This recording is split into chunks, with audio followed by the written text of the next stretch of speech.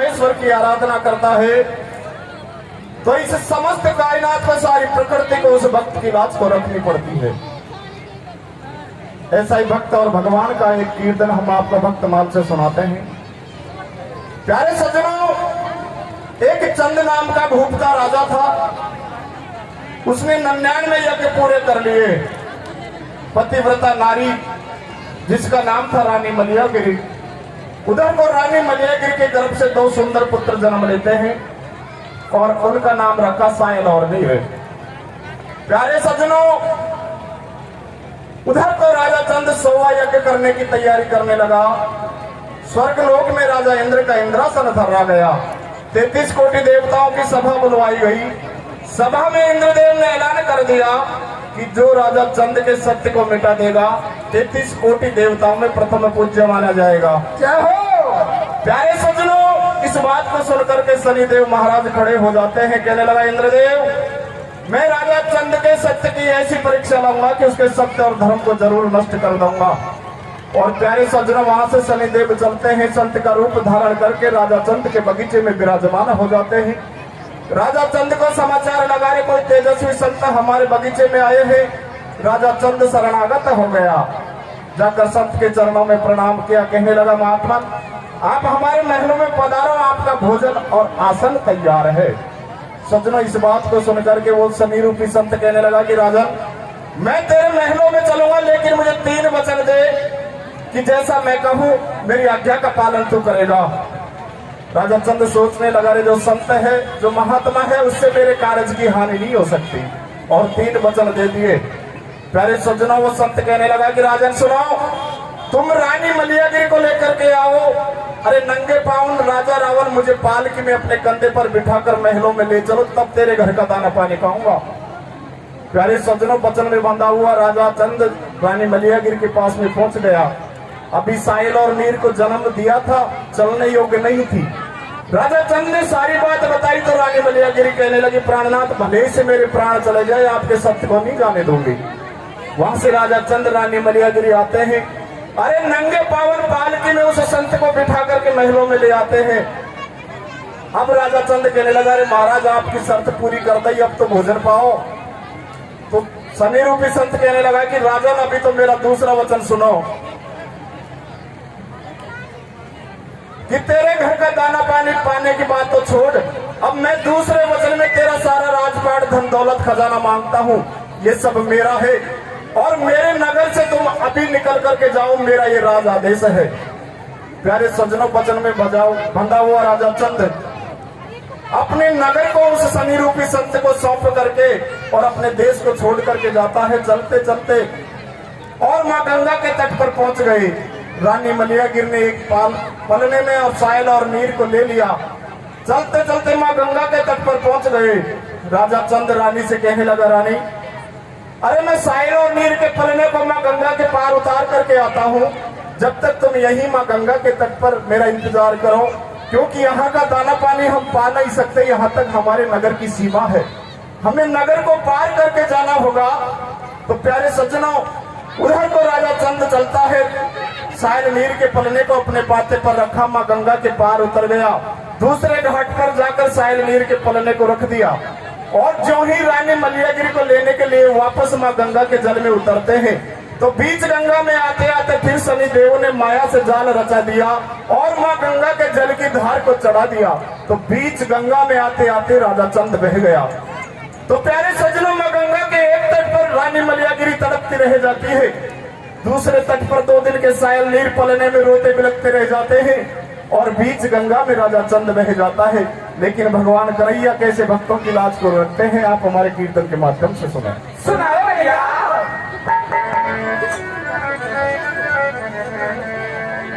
अब स्वर्ग लोक में इंद्र ने सब देव लिए बुलवाए, भक्त चंद भोपाल ने एक तीनों यज्ञ अब भक्तन के भगवान से एक बंधी प्रेम की डोरे। अब इंद्रासन थर्रा गयो जब मचो स्वर्ग में। तो किस प्रकार से शनिदेव संत का रूप धारण करके राजा के बगीचे में विराजमान हो जाते हैं। रे कैसे, आगे सुनाइए भैया। कहे समाचार चलो जा रे, वो भाई संत द्वार पे आया। समाचार चलो जा रे, भाई संत द्वार पे आया। वो कहे समाचार चलो जा रे, भाई संत द्वार पे आया। समाचार चलो जा रे, भाई संत द्वार पे आया। वो बाबा बैठो बीच तख्त पे, राजा पहुंचो ठीक भगत पे। बाबा बैठो बीच तख्त पे, राजा पहुंचो ठीक भगत पे। वो बाबा बैठो बीच तख्त पे, राजा पहुंचो ठीक भगत पे। बाबा बैठो बीच तख्त पे, राजा पहुंचो ठीक भगत पे। अरे मने हार चलो जा रे, भाई संत द्वार पे आया। समाचार चलो जा रे, भाई संत द्वार पे आया। वो बाबा बैठो बीच तख्त पे, राजा पहुंचो ठीक भगत पे। बाबा बैठो बीच तख्त पे, राजा पहुंचो ठीक भगत पे। अरे मने हार चलो जा रे, भाई संत द्वार पे आया। समाचार चलो जा रे, भाई संत द्वार पे आया। अरे आओ जी महाराज पधारो, चरण शीश नवारो रे, बोले मेरे भाग्य प्रभु जो संत द्वार पे आयो रे। आओ जी महाराज पधारो, चरणन शीश नवारो रे, बोले मेरे भाग्य प्रभु जो संत द्वार पे आयो रे। अरे पहले वचन मारो तुम राजा, पीछे भोजन पाओ रे, जो न माने बात हमारे दर से भूखो जाओ रे। पहले वचन भरो तुम राजा, पीछे भोजन पाओ रे, तो न माने बात हमारी, दर से भूखो जाओ रे। अरे चंद सूरज तले जगत में तले धरा में तारे, वो चांद को वचन तले ना मानो बात हमारी। अरे तीन वचन ले लिया संत ने, फिर नौका सुनायो, एक काल के संग मलिया करे रानी तुरंत बुलावो।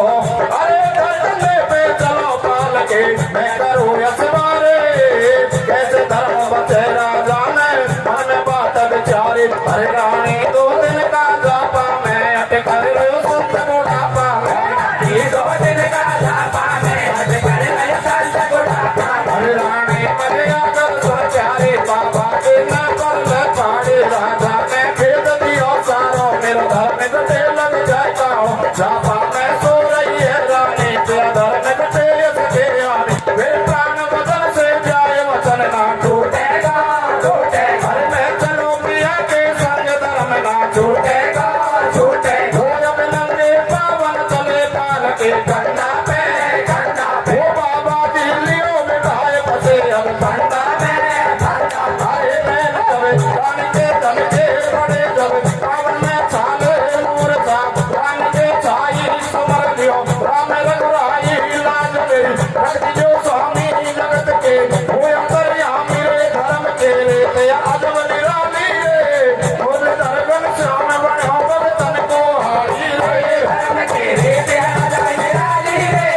बोले दर्शन श्याम बनो भगतन को हारी रे। उम्र ले दर को घर ले ध्यान को प्यार मगे आगर राने, वो दर से तू दबला मेरे लाल चलक रहो मैं नन से पाने। कोयल के भर भर रोवे नार मूठ पे बैठो बाबा के, पूरे ते सत्य धर्म में राम सत्य में मतराय और कांसे।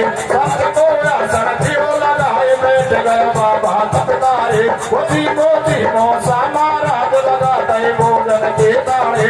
तो पहले वचन भरो गोपाल पाओ मौजब दाना पानी, पूरा जीव उड़ गया जा संत संत से नहीं गायक रानी सतमत छोटे पीर सो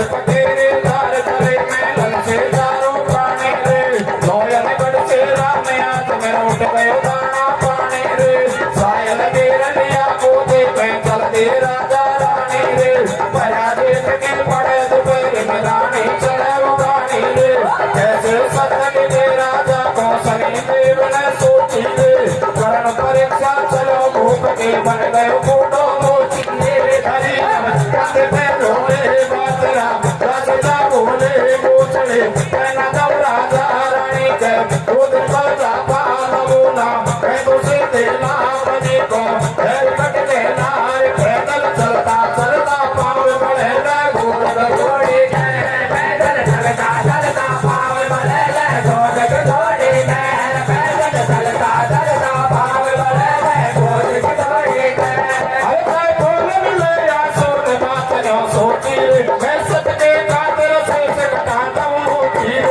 बोल मिले या सोच बात न सोची मैं सत्य खातिर से सकता हूँ मोती अरे मैंने सत्य वचन से छोड़ नहीं कर माया भाई मिलते हो जाए बात तक के काया सत्य वचन से छोड़ नहीं कर माया कर के हो जाए बात तक के काया अरे सत्य मत छोड़े पीड़ो सोरवा सत छोड़ा तेरे रूपत जाए सत्य के बांधे बात लाश में फिर मिलेंगे क्या आए चलते चलते भोग चांद गंगा के तट पहुंचो जाए सर मेहरानी है मलियार सायल दे रख गोद उठाए कैसे पार करे गंगा को राजा रानी करे विचार सुनो प्रिय तुम रुको यहीं पर सायल दे करो मैं पार करो पालना जब माता पर उतर चलो गंगा की धार पे पार पहुंच गयो राजा यो पालना जाए उतार वापस उतर चलो गंगा में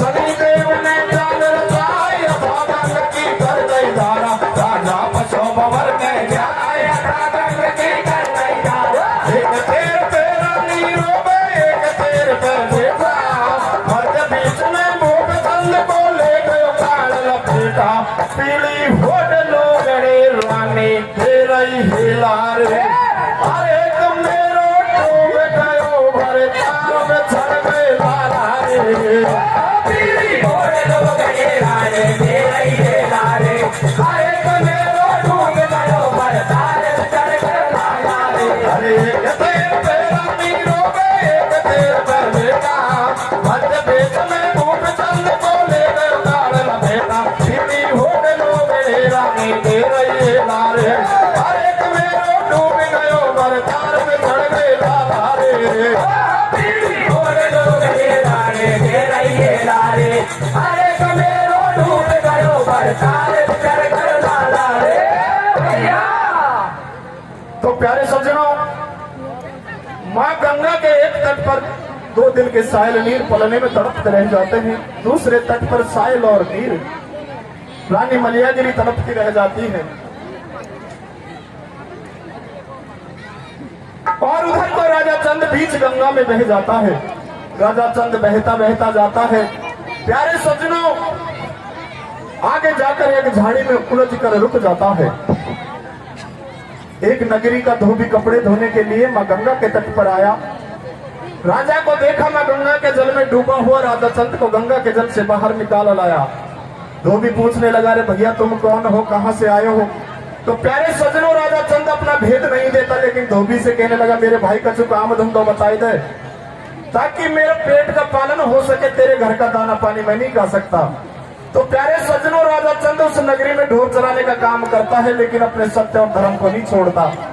अरे इधर के 2 दिन के सायल और नीर पलने में जब वो भूख से तड़पते हैं, तो भगवान कन्हैया की प्रेरणा होती है कि सायल और नीर के रिश्ते में खास मामा राजा धर्मपाल जो चंपापुर नगरी का था, शिकार खेलते खेलते मां गंगा के तट पर पहुंच गया।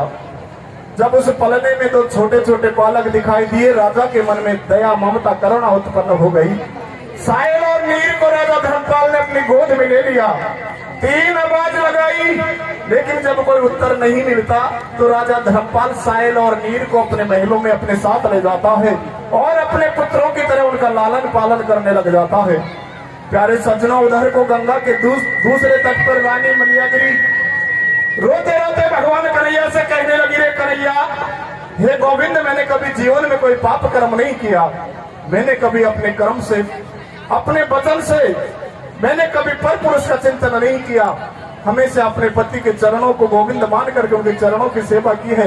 लेकिन आज मेरे कौन से जन्म का पाप उदय हो गया कि मेरे आंखों देख मेरे पति माँ गंगा के जल में डूब गए। अरे मेरे 2 दिन के सायल और नीर मुझसे बिछड़ गए। माँ गंगा से हाथ जोड़कर कहने लगी, हे गंगा मैया, तुम भी तो माँ हो। अरे तुम्हारे हृदय में भी तो एक माँ का दिल धड़कता है। मैया, तुम ही मुझे रास्ता दो, मैं अपने सायल नीर को जाकर के अपने आंचल का दूध पिलाऊं। प्यारे सजनों, रानी करुण पुकार करती है, रोते रोते वहीं पे अचेत होकर के गिर जाती है। प्रातः काल हुआ। अरे एक नगरी का प्रजापति भाई मिट्टी खोदने के लिए जब उस बियाबान जंगल में आता है, रानी देख करके मन में घबरा जाती है। लेकिन प्रजापति कहने लगा, री बहना, मैं तुम्हें अपनी धर्म की बहन बनाता हूँ, लेकिन एक बात बताऊं, आप इस बियाबान जंगल में अकेली क्या कर रही हो? किसी कुलीन घर की स्त्री हो। प्यारे सजनों, रोते रोते रानी कहने लगी कि भाई तुझे क्या बताऊं, अरे मेरा राम आज मुझसे रूठ गया और मेरे पति माँ गंगा के जल में डूब गया। उस प्रजापति के मन में दया उत्पन्न हो जाती है। रानी को धर्म की बहन बना करके अपने साथ अपने घर को ले जाता है। धीरे धीरे समय व्यतीत होने लगता है। प्यारे सजनों, कुछ समय के बाद में उस नगरी में एक बंजार अपनी बालक को लेकर पहुंच गया। अब वो प्रजापति पानी भरने के लिए उस बंजारे के डेरे पर पहुंच गया। एक दिन अपनी धर्म की बहन रानी मलियागिरी को अपने साथ में ले जाता है, तो रानी मलियागिरी के रूप को देख करके वो बंजारा काम का मोहित हो गया। उस प्रजापति की घरवाली को सोने की 8 मोहर देकर के लालच में ले लिया और वो धर्म की भाभी अपनी धर्म की ननद को उस बंजारे के डेरे पर छोड़ करके वापस घर को लौट आती है। उधर को शाम होने को आती है। बंजारा मद में चूर होकर के रानी से अनिति की बात करता है। प्यारे सज्जनों, रानी 3 कदम पीछे हट गई और बंजारे से कहने लगी, रे बंजारा, मैं पतिव्रता स्त्री हूँ। अरे मैं अपने पति धर्म के पालन से सूरज की गति को रोक सकती हूँ। अगर तुमने मेरी मर्जी के खिलाफ मुझे हाथ भी लगाया तो तुझे श्राप दे दूंगी। प्यारे सज्जनों, सत्य के सत्य को देख करके और वो बंजारा 12 कदम पीछे हट गया। लेकिन रानी से कहने लगा, रानी सुनो, तुम कहती हो ना कि पतिव्रता स्त्री हो, तो मैं तुझे 12 वर्ष की मोहलत देता हूँ। अगर तेरा पति धर्म सच्चा है तो 12 वर्ष में तेरे पति और पुत्र तुझे मिल जाएंगे, वरना 12 वर्ष पूरी होते होते मैं तुम्हें अपनी बंजारी बना लूंगा। तो प्यारे सज्जनों, वहां उस बंजारे के और रानी मलियागिरी के बीच में 12 वर्ष के कौल करार हो जाते हैं। अब धीरे धीरे कैसे 12 वर्ष पूरी होने को आती है और वो बंजारा कैसे रानी को लेकर के रानी के पीहर चंपापुर नगरी ही पहुंच जाता है और कैसे 12 वर्ष के बाद में सायल और नीर अपने मैया के पैरा देने के लिए आते हैं। क्या कथा बनती है। भगवान गोविंद कैसे भक्तों की लाज को रखते हैं, आप कीर्तन के माध्यम से सुनाएं। हेलो। और उधर को रानी मलियागिरी माँ गंगा के तट पर सायल और नीर को याद करके क्या सोचने लगती है? क्या सोच रही है भैया? अरे माता की रोबे आत्मा बेआल हुई बिन लाल, बैरन तो गंगा बन गई पिया को। अरे कैसी विधाता ने करी और लेखिका तकदीर में, गंगा की पहली पार में मेरे लाल दूसरी।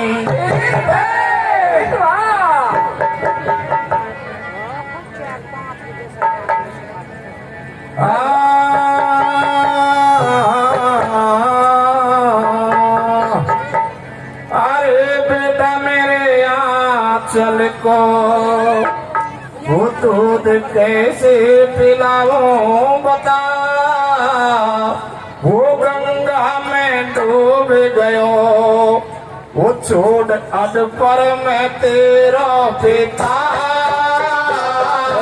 बेटा मेरे आंचल को दूध कैसे पिलाऊं बता, वो गंगा में डूब गया, छोड़ अद पर मैं तेरो पिता।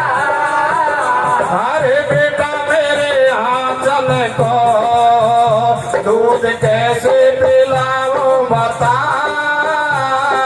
गंगा में डूब गयो, छोड़ अब पर मैं तेरो पिता। बेटा मेरे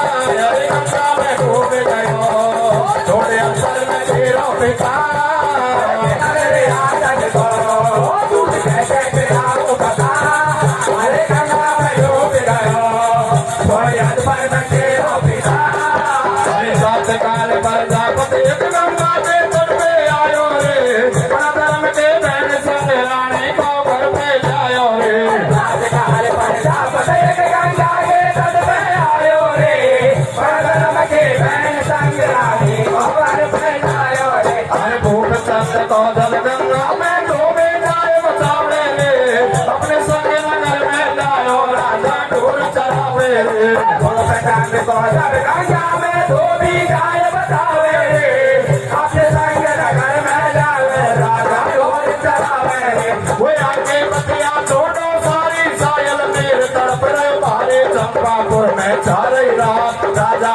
धर्मपाल परिवार राजा मन में कियो विचार मन में खेलन चलो सितार कूप के राम बैठ गए बट में पहुंच गयो गंगा के तट पे काला तो पल नामे पावे सुंदर रूप देखे अरसावे सोने पर गई गोद में उठा लिए दोनों सैया रानी बलिया गिर को राजा है माजा यो भैया करते दो दबिना दो लाल कतैना सोते में अरे कि राजा धर्मपाल ने लिया भाणजा गोदी में दूध बिना दो लाल कतैना सोती में हरे के राजा धर्मपाल ने दिया भाणजा गोदी में अरे सोने भर गई गोद में उठा लिए दोनों सैया रानी बलिया गिर को राजा है माजा यो भैया करते दो दबिना दो लाल कतैना सोते में अरे कि राजा धर्मपाल ने लिया भाणजा गोदी में दूध बिना दो लाल कतैना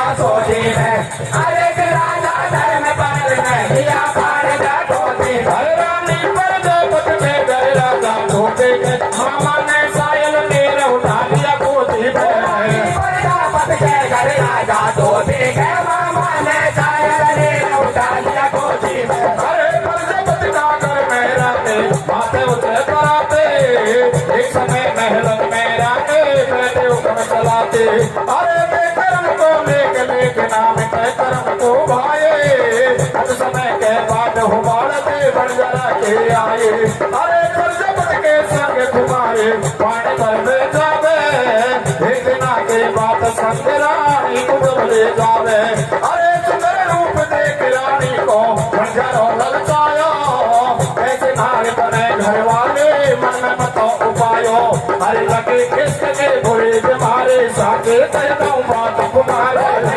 जगे बुरे बीमारी साथी कह दऊं बात तुम्हारे सोने के आए हाथ मोर जब हाथ तुम्हारे ललचाए रानी मर्द धर्म के परिचो मेरा पैर छूट जाए हाथ तेरे हाथ पकड़ जब हजारों में खो बोले बजाए बड़ मौज उड़ाए पानी पर ते डोले पर नारी से प्यार में पापे पापे तेरे पापे ना पापे हर नारी से प्यार में पापे पापे तेरे जाते नहीं पापे मैं सजवता नारी छेड़ गई मर जाऊं काले कंकाले मेरा भेदा छोड़ सके तो डसलाऊं मरना गिन काले पापे मजदार तैने जुल्म गुजारी मैं पतिव्रता नार मर जाऊं खाए कटारे जीवनकाल मैंने जुल्म गुजारी मैं पतिव्रता नार मर जाऊं भाई कचारे अरे पापे मजदार तैने जुल्म गुजारी मैं पतिव्रता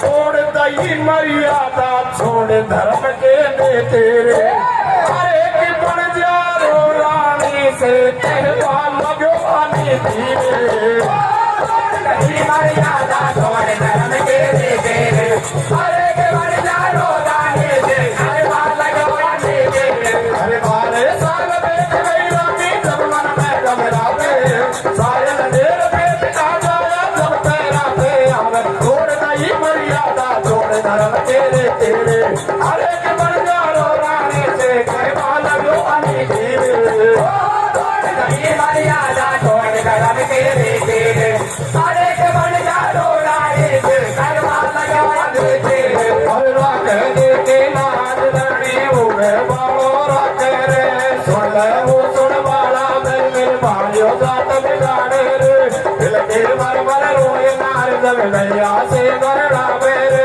सायल नीर पहुंच गए दोनों पलक न देर लगा मेरे से सउनाए प्रियो पापी को नीच बनो अन्यायी रे जब बड़ी गला के बात नार जब एकदम से टकराई रे तो भैया बोल रहे तो भैया संग में राय को लाया हाल रहा तो बतलाया पहुंच गया मेरा काल भाई देख गया मैंने ना जाई जान गया मैंने छोटे को ले गया माता की छोटी हाथ मेरा रोस गया पर तार राम ने लोटे के किस्मत फूटी रे जा मर के जाई भर भर हिल के रोवे रे रोवे राम रघुराए बात में सतहु पाए बिछड़ गए कूद के लगना डूब गया गंगा में सजना रे बेटी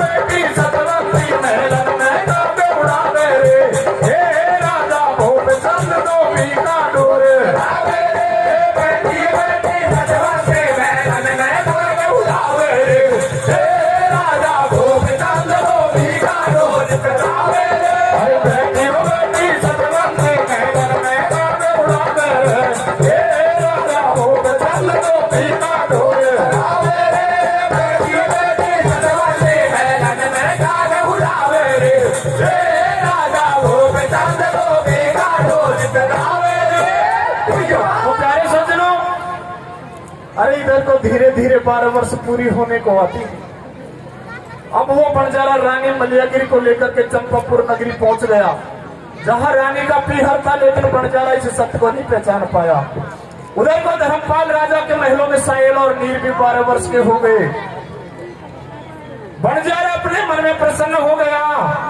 कि आज मध्यरात्रि को 12 वर्ष पूरी हो जाएंगी इस रानी को अपने पुत्र और पति मिले नहीं ये मेरी जरूर बंजारी बन जाएगी प्यारे सज्जनों उधर को बंजारा उस राजा धर्मपाल के पास में पहुंच गया कि राजन आज मेरे डेरे के ऊपर 2 पहरेदार मेरे साथ में भेज दीजिए तो प्यारे सज्जनों राजा धर्मपाल मन में विचार करने लगा रे आज मेरे सायल नीर 12 वर्ष के हो गए तो क्यों नहीं मैं इन दोनों भाइयों को ही आज और डेरे पर भेज देता हूँ प्यारे सज्जनों सायल और नीर अपने हाथों में तलवार लेकर के उस बंजारे के डेरे के बाहर पैरे पे नियुक्त हो जाते हैं और उधर का वो रानी मलियागिरी भगवान कन्हैया को याद करने लगी धीरे धीरे रात होने लगी मन में सोचने लगी विचार करने लगी रे भगवान आज मध्यरात्रि को 12 वर्ष पूरी हो जाएंगी हे भगवान करूं तो कहा करूं इस दुष्ट से मेरी लाज को कौन बचाएगा प्यारे सज्जनों भगवान कन्हैया के चरणों का ध्यान करने लगी रे गोविंद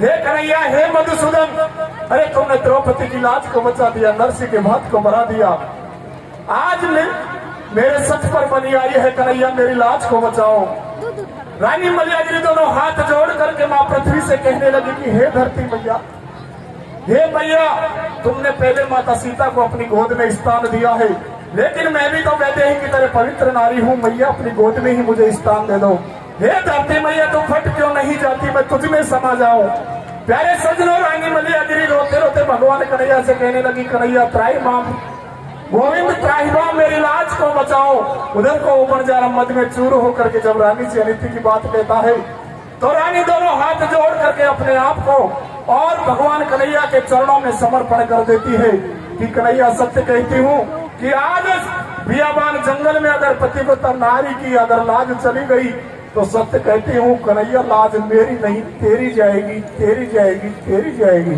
रानी रोते रोते भगवान कन्हैया से कहने लगी, कन्हैया, अरे कन्हैया मेरी लाज को बचाओ। और जब इस संसार से आस निराश हो गई, दोनों हाथ जोड़ करके भगवान कन्हैया के चरणों में अपने आप को समर्पण कर दिया। श्री कृष्ण करुणा सिंधु दीन बंधु जगतपते गोपेश गोपी कांत राधा कांत नमस्ते। कन्हैया मेरी लाज को बचाओ, कन्हैया मेरी लाज को बचाओ। प्यारे सज्जनों, जब रानी करुण पुकार करती है तो उस करुण पुकार को साहिल और नीर जब सुनते हैं तो साहिल भैया नीर से कहने लगा, अरे मेरे भाई, मुझे ऐसा लगता है इस बंजारे के डेरे में निश्चित रूप से कोई अनिति की बात है।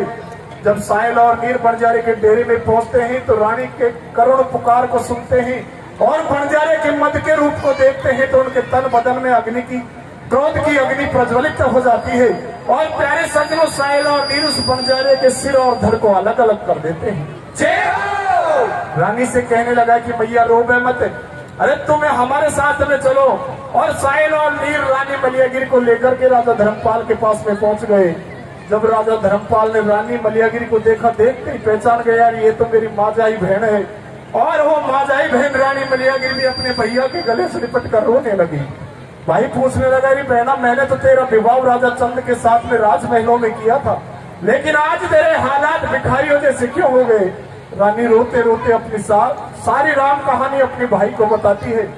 कहने लगी, रे भाई तुझे क्या बताऊं, आज से 12 वर्ष पहले मेरे तो छोटे छोटे साहिल और नीर एक पलने में माँ गंगा के तट पर मुझसे बिछड़ गए और तेरो जीजा माँ गंगा के जल में डूब गए हो। प्यारे सज्जनों, जब इस बात को सुना कि 12 वर्ष पहले साहिल और नीर माँ गंगा के तट पर पलने में रह गए तो राजा धर्मपाल सोचने लगा, ये भी तो मुझे 12 वर्ष पहले माँ गंगा के तट पर मिले थे, कहीं मेरी बहन के पुत्र तो नहीं। और राजा धर्मपाल उस पलने को लाकर के रानी के सामने रख देते हैं कि बहना देख, इसी पलने में तेरे साहिल और नीर थे क्या। प्यारे सज्जनों, जब उस पलने को देखा तो मैया की ममता की वो करुण आत्मा भरी आई। अरे रानी ने उस पलने को अपनी गोद में ले लिया, आंचल में छिपा लिया, चूमने लगी, प्यार करने लगी, रोते रोते कहने लगी, मेरे भाई, अरे मेरे भाई, इसी में तो मेरे दोनों बच्चे मुझसे बिछड़ गए। रानी के नेत्रों से जल की धार बहने लगी। भाई ने अपनी बहन को सांत्वना दी, कहने लगा, बहना रोबे मत, अरे जिसने तेरी लाज को बचाई है ना, ये दोनों तेरे ही पुत्र हैं। लेकिन प्यारे सज्जनों, इस बात को सुनकर के साहिल और नीर रानी को मैया स्वीकार नहीं करते।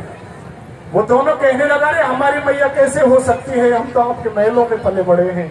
तो प्यारे सज्जनों, रानी फिर भगवान कन्हैया को याद करती है, गोविंदा, हे मधुसूदन, अब तक मेरी लाज को बचाए, लेकिन मेरे बच्चे मुझसे मैया नहीं कहते। और जब किसी माँ से उसके बच्चे माँ नहीं कहते तो एक माँ की आत्मा बहुत करुण पुकार करती है। भगवान कन्हैया की जब दोबारा माया होती है, प्यारे सज्जनों, रानी मलियागिरी के दोनों आंचलों से दूध की धार बहती है। एक धार नीर के मुंह में पहुंच गई, दूसरी धार साहिल के मुंह में पहुंच गई। और साहिल और नीर दोनों मैया मैया कह करके अपनी मैया से जाकर लिपट गए। प्यारे सज्जनों, रानी मलियागिरी को अपने पुत्र मिल गए, लेकिन राजा चंद अभी भी नहीं मिलता। वो धोबी की नगरी में ढोर चराने का काम करता है। शनिदेव सोचने लगा, रे बहुत दिन हो गए मैं राजा चंद के सत्य को डिगा नहीं सका, तो एक दिन माया से उस नगरी के सारे ढोर चुरा लेता है। चोरी का झूठा इल्जाम राजा चंद के ऊपर लग जाता है और राजा चंद को मारते पीटते नगर निवासी उसी राजा धर्मपाल की सभा में पेश करते हैं, जो राजा चंद का खास साला था। लेकिन सज्जनों, कहते हैं जब समय बिगड़ता है तो कोई किसी का नहीं होता। राजा धर्मपाल अपने खास बहनों ही अपने जीजा को नहीं पहचान पाता और चोरी के झूठे इल्जाम में राजा चंद को जेल में बंद कर देता है। अरे एक दिन की बात, रानी मलियागिरी अपने भाई के महल की छत के ऊपर के बैठ करके काग उड़ा रही थी और उधर को जेल में बैठा बैठा राजा चंद हीरा करने लगा कि हे कन्हैया, तेरी कैसी माया है। अरे एक दिन मैं लोयनगढ़ नगर का राजा था, रानी मलियागिरी जैसी मेरी पतिव्रता नारी साहिल और नीर जैसे मेरे पुत्र थे, लेकिन आज समय का फेर देखो कि मेरे खास साला ने मुझे जेल में बंद करा दिया चोरी के झूठे इल्जाम में। प्यारे सज्जनों, इन हीराओं को जब रानी मलियागिरी सुनती है तो भक्ति भक्ति अपने भैया के पास में आ गई। भाई से जाकर कहने लगे, रे भाई, तूने तो मेरे पति को अपनी जेल में बंद करा रखे है। तो प्यारे सज्जनों, जब कैदियों ने इस बात को सुना तो सारे कैदी अपने आप को राजा चंद कहने लग जाते हैं। तो प्यारे सज्जनों, कैसे रानी मलियागिरी अपने पतिव्रत के धर्म के पालन से और उन हजारों कैदियों में जाकर के अपने पति राजा चंद के हाथ को पकड़ती है, कैसे भगवान कन्हैया प्रकट होते हैं और राजा चंद को जब अपने गले से लगाते हैं तो भगवान कन्हैया कहते हैं कि भक्त कोई वरदान मांग ले। तो प्यारे सज्जनों, राजा चंद रोते रोते कहने लगा, कन्हैया, अरे कन्हैया, ऐसी किसी भक्त की परीक्षा मत लेना, कलयुग में तेरा कोई नाम नहीं लेगा। तो प्यारे सज्जनों, किस प्रकार से शनिदेव हार मान करके और वापस अपने लोक को जाते हैं और भगवान कन्हैया कैसे भक्तों को अजर और अमर करते हैं, आप कहानी के माध्यम से सुने।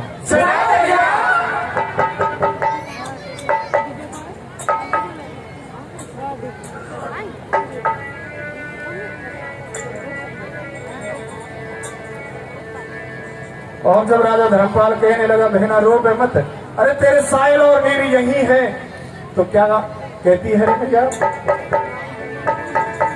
अरे भैया क्यों समय कर बतिया, वो बहना की कहाँ पे गई सतिया।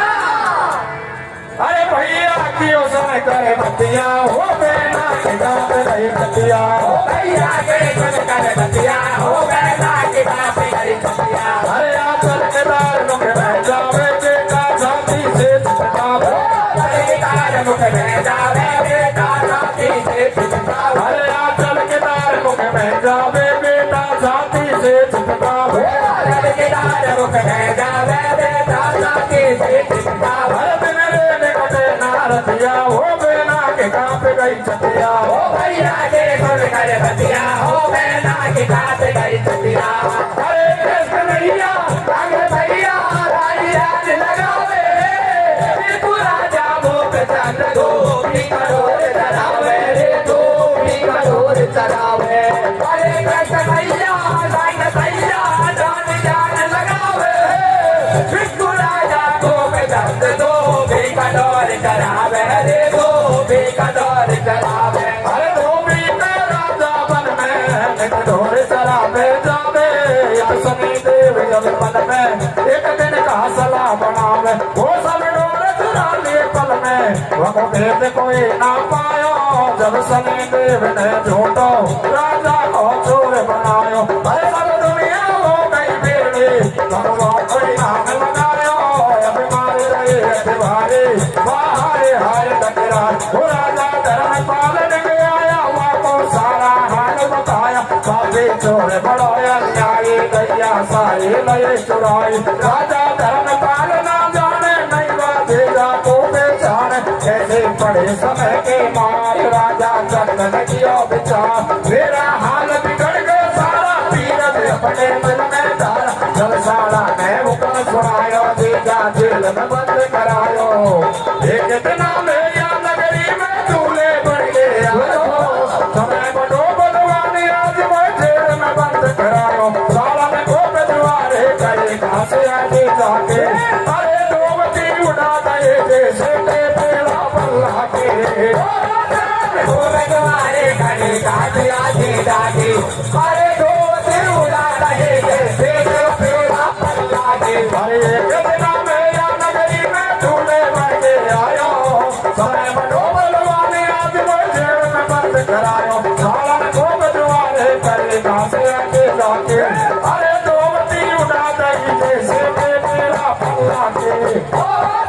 तो लगवारे गए घास आगे जाके, अरे डोबती उड़ा गई जैसे के पेड़ा बल्ला के। होया भोग चंद जेलन में, रे रानी बेटा महलन में, भोग चंद जेलन में, रे रानी बेटा महलन में।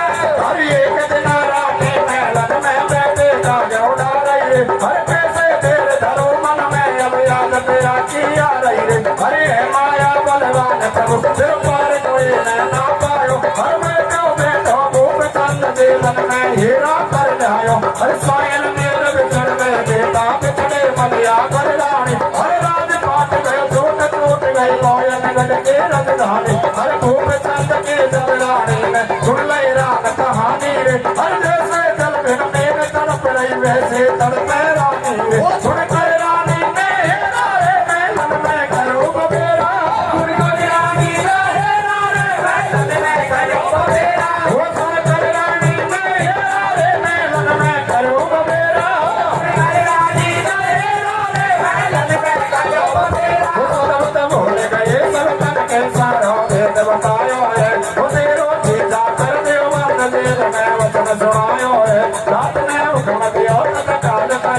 जब पलके तेरे वो सारे कहते बन रहे गोप चंद आवित गाने मेरे वो नजारा को देखन श्याम तेरा जय साथी देते वो घट में घट घट कावा से न ज्ञान के जला गए जोते वो पकड़ लियो बलमा को हाथ से चरणन में गायो रे वो भगतन के भगते को श्याम तड़ी ने मान बनायो रे हर सत धर्म के नाम बना बहु सागर पार उतारे गोप चंद से मिलवे को बलिया गिर मुझा पसार भगते से समुद्रा को नाथ भगत के आयो रे हरे कीर्तन बलियो सभा में दौड़े गाने गायो रे से समुद्रा को नाथ भगत के आयो रे हरे कीर्तन बलियो सभा